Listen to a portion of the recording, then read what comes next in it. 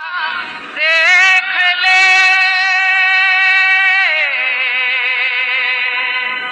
देख ले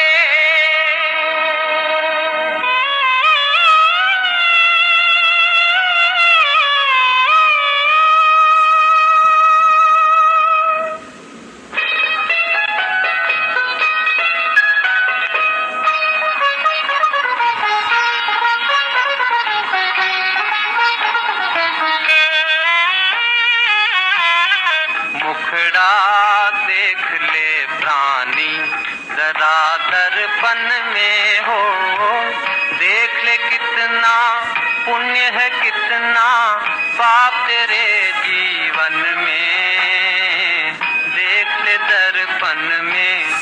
मुखड़ा देख ले प्राणी जरा दर्पण में।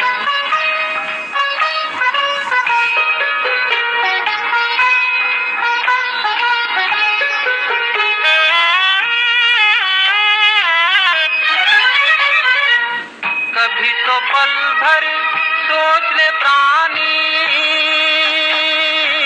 क्या है तेरी कर्म कहानी।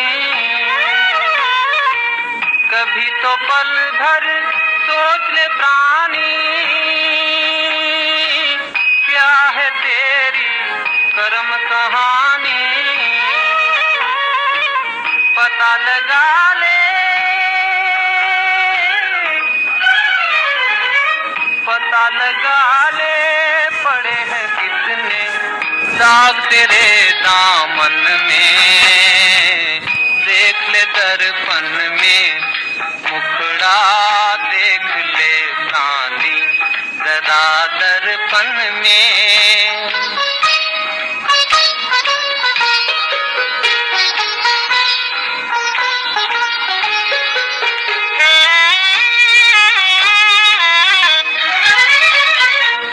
खुद को धोखा दे मत बंदे,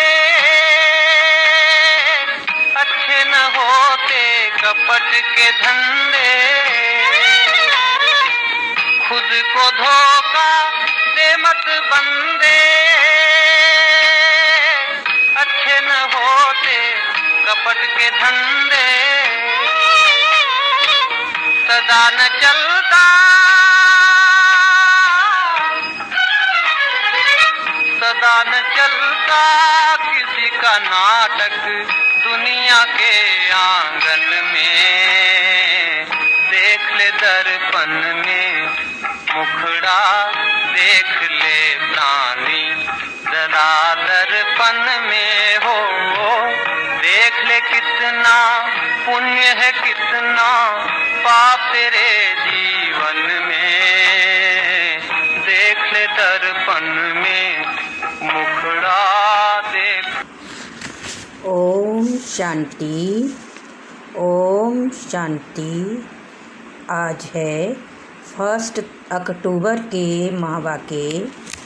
आज बाबा बोले, मीठे बच्चे, तुम्हें देवता बनना है, इसलिए माया के अवगुणों का त्याग करो। गुस्सा करना, मारना, तंग करना, बुरा काम करना, चोरी चकारी करना, ये सब महापाप है। दोबारा से सुनिए। मीठे बच्चे, तुम्हें देवता बनना है, इसलिए माया के अवगुणों का त्याग करें। गुस्सा करना, मारना, तंग करना, बुरा काम करना, चोरी चकारी करना, ये सब महापाप है। प्रश्न है, इस ज्ञान में कौन से बच्चे तीखे जा सकते हैं? घाटा किन्हें पड़ता है? उत्तर है, जिन्हें अपना पोता मेल रखना आता है वह इस ज्ञान में बहुत तीखे जा सकते हैं। घाटा उनको पड़ता है जो देही अभिमानी नहीं रहते। बाबा कहते, व्यापारी लोगों को पोता मेल निकालने की आदत होती है, वह यहाँ भी तीखे जा सकते हैं। आज का गीत आपने सुना, मुखड़ा देख ले प्राणी जरा दर्पण में। ओम शांति। रूहानी पाठदारी बच्चों प्रति बाप समझाते हैं, क्योंकि रूह ही पाठ बजा रही है बेहद के नाटक में। है तो मनुष्यों का ना। बच्चे इस समय पुरुषार्थ कर रहे हैं, बल वेद शास्त्र पढ़ते हैं, शिव की पूजा करते हैं, परंतु बाप कहते हैं इनसे कोई मेरे को प्राप्त नहीं कर सकते, क्योंकि भक्ति है ही उतरती कला। ज्ञान से सद्गति होती है तो जरूर कोई से उतरते भी होंगे। ये एक खेल है जिसको कोई भी जानते नहीं। शिवलिंग को जब पूजते हैं तो उनको ब्रह्म नहीं कहेंगे, तब कौन है जिसको पूजते हैं? उनको भी ईश्वर समझ पूजा करते हैं। तब जब पहले भक्ति शुरू करते हो तो शिवलिंग हीरे का बनाते हो। अभी तो गरीब बन गए हैं तो पत्थर का बनाते हैं। हीरे का लिंग उस समय 4-5 हज़ार का होगा। इस समय तो उनका दाम 5-7 लाख होगा। ऐसे हीरे अभी मुश्किल निकलते हैं। पत्थर बुत्ती बन गए हैं तो पूजा भी पत्थर की करते हैं। ज्ञान बिगर जब ज्ञान है तो तुम पूजा नहीं करते हो। चैतन्य सन्मुख हो, उनको ही तुम याद करते हो, जानते हो। याद से विकर्म विनाश होंगे। गीत में भी कहते हैं, हे बच्चों, प्राणी कहा जाता है आत्मा को। प्राण निकल गया फिर जैसे मुर्दा है, आत्मा निकल जाती है। आत्मा है अविनाशी। आत्मा जब शरीर में प्रवेश करती है तब चैतन्य है।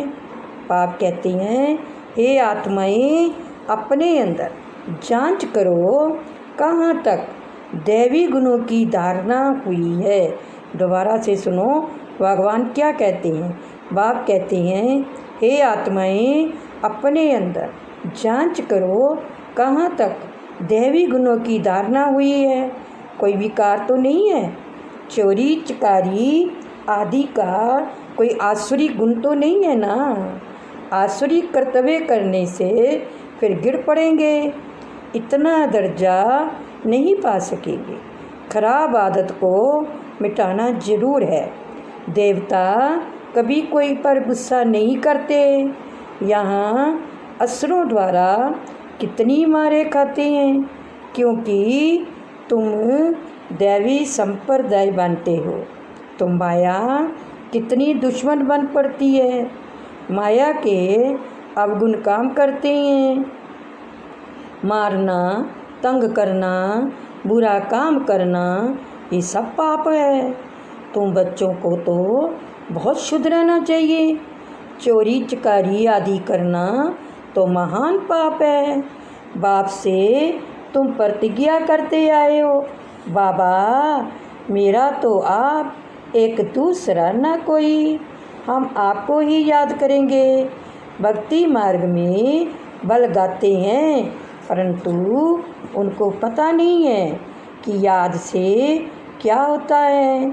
वह तो बाप को जानते ही नहीं हैं। एक तरफ कहते हैं नाम रूप से न्यारा है, दूसरे तरफ फिर लिंग की पूजा करते हैं। तुमको अच्छी रीति समझकर फिर समझाना है। बाप कहती हैं, यह भी जज करो कि महान आत्मा किसको कहा जाए। श्री कृष्ण जो छोटा बच्चा स्वर्ग का प्रिंस है, वह महात्मा है। जहाँ आजकल के कलयुगी मनुष्य, वह विकार से पैदा नहीं होता है ना। वह है निर्विकारी दुनिया, ये है विकारी दुनिया। निर्विकारी को बहुत टाइटल दे सकते हैं, विकारी का क्या टाइटल है। श्रेष्ठाचारी तो एक बाप ही बनाते हैं, वह है सबसे ऊंच ते ऊंच, और सब मनुष्य पाटधारी हैं, तो पाठ में जरूर आना पड़े। सतयुग है श्रेष्ठ मनुष्यों की दुनिया, जानवर आदि सब श्रेष्ठ है। वहाँ माया रावण ही नहीं, वहाँ ऐसे कोई तमोगुणी जानवर होते नहीं। तुमको मालूम है मोर डेल है, वह विकार से बच्चा पैदा नहीं करते, उनको आंसू गिरता है, उसे डेल धारण करती है, नेशनल वर्ड कहते हैं। सतयुग में भी विकार का नाम नहीं। मोर का पंख पहला नंबर जो विश्व का प्रिंस है, श्री कृष्ण उनके माथे में लगाते हैं। कोई तो रहस्य होगा ना। तो ये सब बातें बाप रिफाइन कर समझाते हैं। वहाँ बच्चे कैसे पैदा होते हैं वह तो तुम जानते हो, वहाँ विकार होते नहीं। बाप कहते हैं तुमको देवता बनाते हैं तो अपनी पूरी जांच करो। मेहनत बिगर विश्व का मालिक थोड़े बन सकेंगे। जैसे तुम्हारी आत्मा बिंदी है, वैसे पाप भी बिंदी है, इसमें मूंझने की कोई दरकार नहीं। कोई कहते हैं हम देखें, बाप कहते हैं देखने वालों को तो तुमने बहुत पूजा की है, फ़ायदा कुछ भी हुआ नहीं। अब यथार्थ रीति मैं तुमको समझाता हूँ। मेरे में सारा पाठ भरा हुआ है। सुप्रीम सोल हूँ ना, सुप्रीम फादर। कोई भी बच्चा अपने लौकिक बाप को ऐसे नहीं कहेंगे, एक को ही कहा जाता है। सन्यासियों को तो बच्चे हैं नहीं जो बाप कहे, सन्यासियों को तो बच्चे हैं नहीं जो बाप कहें। ये तो सब आत्माओं का बाप है जो वर्षा देते हैं। उनका कोई गृहस्थ आश्रम तो ठहरा नहीं। बाप बैठ समझाते हैं तुमने ही 84 जन्म भोगे हैं। पहले तुम सत्व प्रधान थे, फिर नीचे उतरते आए हो। अभी कोई अपने को सुप्रीम थोड़ी कहेंगे, अभी तो नीच समझते हैं। बाप बार बार समझाते हैं मूल बात कि अपने अंदर देखो कि हमारे में कोई विकार तो नहीं है। भगवान क्या बार बार समझाते हैं, बाप बार बार समझाते हैं मूल बात कि अपने अंदर देखो कि हमारे में कोई विकार तो नहीं है। रात को रोज अपना पोता मेल निकालो। व्यापारी हमेशा पोता मेल निकालते हैं, गवर्नमेंट सर्वेंट पोता मेल नहीं निकाल सकते। उनको तो मुकर्रर तनख्वाह मिलती है। इस ज्ञान मार्ग में भी व्यापारी तीखे जाते हैं। पढ़े लिखे ऑफिसर्स भी इतना नहीं। व्यापार में तो आज 50 कमाया, कल 60 कमाएंगे, कभी घाटा भी हो जाएगा। गवर्नमेंट सर्वेंट की फिक्स पे होती है। इस कमाई में भी अगर देही विमानी नहीं होंगे तो घाटा पड़ जाएगा। माताएं तो व्यापार करती ही नहीं, उनके लिए फिर और ही सहज है। कन्याओं के लिए भी सहज है, क्योंकि माताओं को तो सीढ़ी उतरनी पड़ती है। बलिहारी उनकी जो इतनी मेहनत करती है। कन्याएं तो विकार में गई नहीं तो छोड़ें फिर क्या।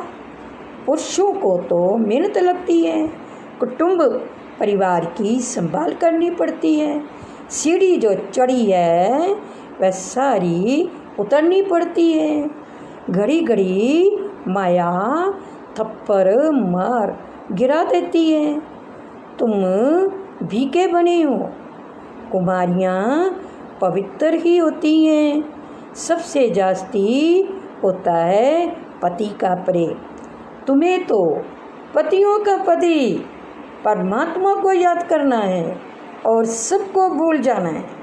माँ बाप का बच्चों में मोह होता है, बच्चे तो है ही अनजान। शादी के बाद मोह शुरू होता है। पहले स्त्री प्यारी लगती, फिर विकारों से ढकेलने की सीढ़ी शुरू कर देते। कुमारी निर्विकारी है तो पूज्य जाती है। तुम्हारा नाम ही है बीके। तुम मिम्मा लायक बन, फिर अब पूजा लायक बनते हो। बाप ही तुम्हारा टीचर भी है, तो तुम बच्चों को नशा रहना चाहिए। हम स्टूडेंट हैं। भगवान जरूर भगवान भगवती ही बनाएंगे। सिर्फ समझाया जाता है भगवान एक है, बाकी सब हैं भाई भाई, दूसरा कोई कनेक्शन नहीं। प्रजापिता ब्रह्मा से रचना होती है, फिर वृद्धि होती है। आत्माओं की वृद्धि नहीं कहेंगे, वृद्धि मनुष्यों की होती है। आत्माओं को तो लिमिट नंबर है, बहुत आते रहते हैं। जब तक वहाँ हैं आते रहेंगे और झाड़ बढ़ता रहेगा। ऐसे नहीं कि सूख जाएगा। इनकी वेट बनेन ट्री से की जाती है, फाउंडेशन है नहीं। बाकी सारा झाड़ खड़ा है। तुम्हारा भी ऐसे है, फाउंडेशन है नहीं, कुछ ना कुछ निशानी है। अभी तक भी मंदिर बनाते रहते हैं। मनुष्यों को थोड़ी पता है कि देवताओं का राज्य कब था, फिर कहाँ गया। ये नॉलेज तुम ब्राह्मणों को ही है। मनुष्यों को ये मालूम नहीं कि परमात्मा का स्वरूप बिंदी है। गीता में लिख दिया है वह अखंड ज्योति स्वरूप है। आगे पोतों को साक्षात्कार होता था। कैसे होता था? भावना अनुसार। बहुत लाल लाल हो जाते थे, बस हम नहीं सहन कर सकते। अब वह तो साक्षात्कार था। बाप कहते हैं साक्षात्कार से कोई कल्याण नहीं। यहाँ तो है मुख्य बात, याद की यात्रा। जैसे पारा खिसक जाता है ना, याद भी बार बार खिसक जाती है। कितना चाहते हैं बाप को याद करें, फिर और ख्याल भी आ जाते हैं। इसमें ही तुम्हारी रेस है। ऐसे नहीं कि फट से पाप मिट जाएंगे, नहीं, समय लगता है। कर्मातीत अवस्था हो जाए फिर ये शरीर ही न रहे। परंतु अभी कोई कर्मातीत अवस्था को नहीं पा सकते हैं, फिर उनको सतयुगी शरीर चाहिए। तो अब तुम बच्चों को बाप को ही याद करना है। अपने को देखते रहो। इसमें हमसे कोई बुरा काम तो नहीं होता है। फिर दोबारा से सुनो, अपने को देखते रहो। हमसे कोई बुरा काम तो नहीं होता है। पोता मेल जरूर रखना है। ऐसे व्यापारी चट साहूकार बन जाते हैं। बाप के पास जो नॉलेज है वह दे रहे हैं। बाप कहते हैं मेरी आत्मा में ये ज्ञान नूंदा हुआ है, हूबहू तुमको वही बोलेंगे जो कल पहले ज्ञान दिया था। बच्चों को ही समझाएंगे और क्या जाने। तुम इस सृष्टि चक्कर को जानते हो, इसमें सब एक्टर्स का पार्ट नूंदा हुआ है। बदल सदल नहीं सकता, ना कोई छुटकारा पा सकता है। हाँ, बाकी समय मुक्ति मिलती है। तुम तो ऑलराउंड हो, 84 जन्म लेते हो। बाकी सब अपने घर में होंगे, फिर पिछाड़ी में आएंगे। मोक्ष जाने वाले यहाँ आएंगे नहीं, वह फिर पिछाड़ी में चले जाएंगे। ज्ञान कभी सुनेंगे नहीं। मच्छरों सदृश आए और गए। तुम तो ड्रामा अनुसार पढ़ते हो, जानते हो। बाबा ने 5000 वर्ष पहले भी ऐसे ही राजयोग सिखाया था। तुम फिर औरों को समझाते हो कि शिव बाबा ऐसे कहते हैं।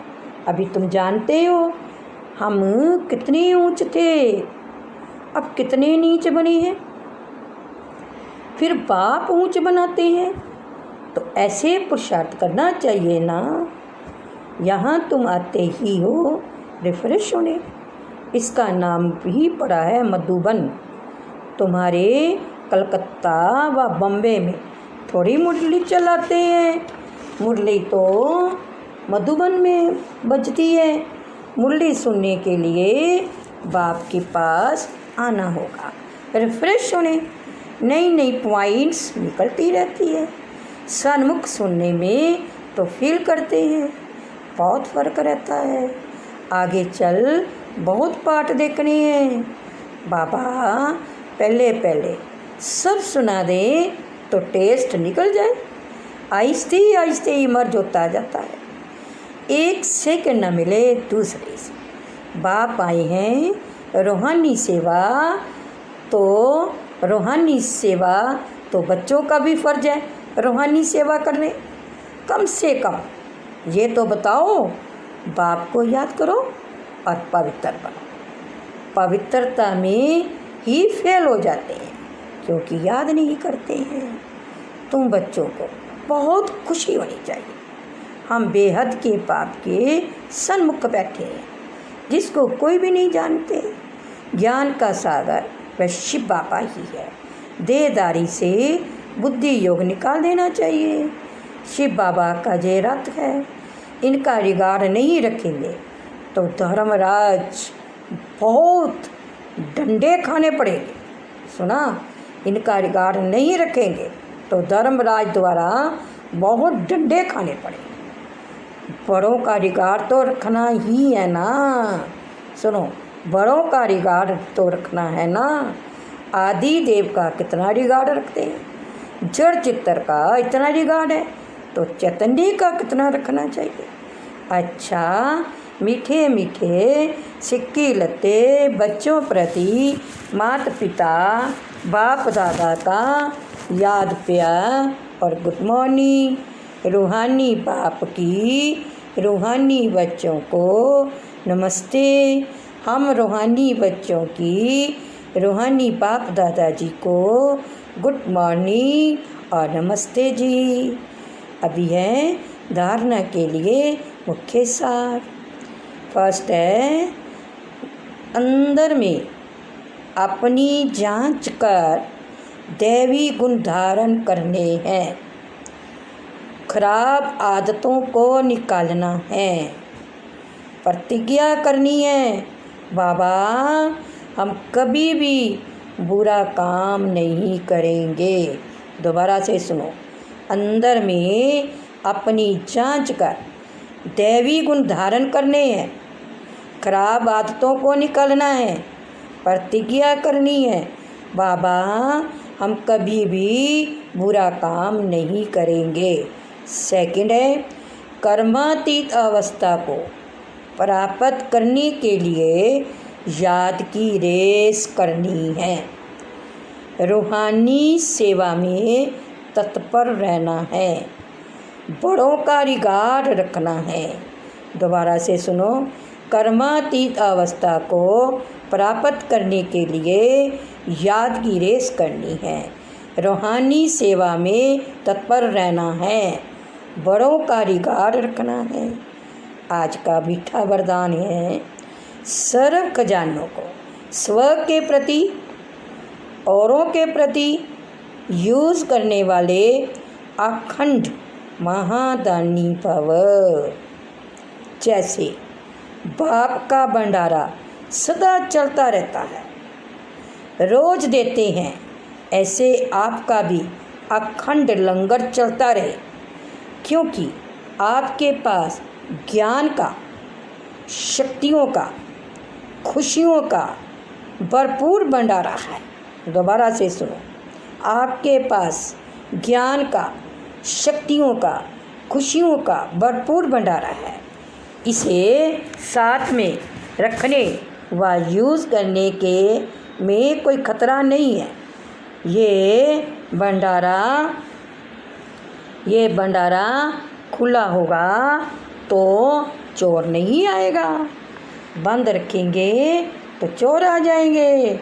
इसलिए रोज़ अपने मिले हुए खजाने को देखो और स्वयं के प्रति और औरों के प्रति भी यूज़ करो, तो अखंड महादानी बन जाएगी।